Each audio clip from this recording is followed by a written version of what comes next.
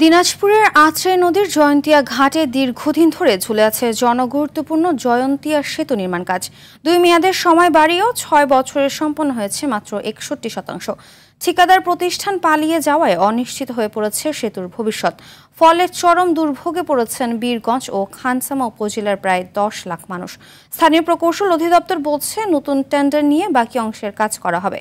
দিনাজপুর প্রতিনিধি আনিস হোসেন দুলালের পাঠানো তথ্যচিত্রে বিস্তারিত জানাচ্ছেন সাকিব আল হাসান। 2018 সালের 25 সেপ্টেম্বর দিনাজপুরের আত্রাই নদীর জয়ন্তিয়া ঘাটে 44 কোটি 16 লাখ টাকা ব্যয়ে 450 মিটার দৈর্ঘ্যের এই সেতু নির্মাণ কাজ শুরু করে ঠিকাদারি প্রতিষ্ঠান মেসার্স সুরমা কনস্ট্রাকশন। চুক্তি অনুযায়ী 2021 সালের এপ্রিলে নির্মাণ কাজ শেষ হবার কথা থাকলেও 2 মেয়াদে সময় বাড়িয়ে কাজ হয়েছে মাত্র 61%।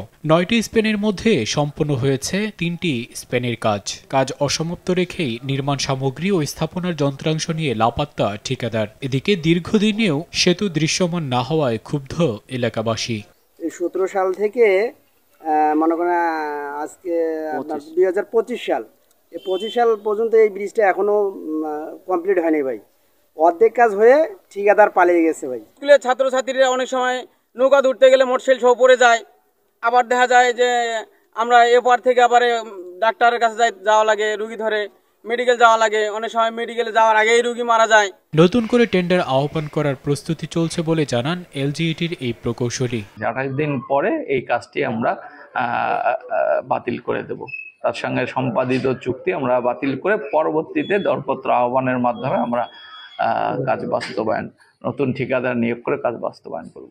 সেতুটি নির্মাণ হলে 2 উপজেলার অন্তত 10 লাখ মানুষের জীবনমান পরিবর্তন হবে বলে আশাবাদী স্থানীয়রা। সাকিব আল হাসান, RTV।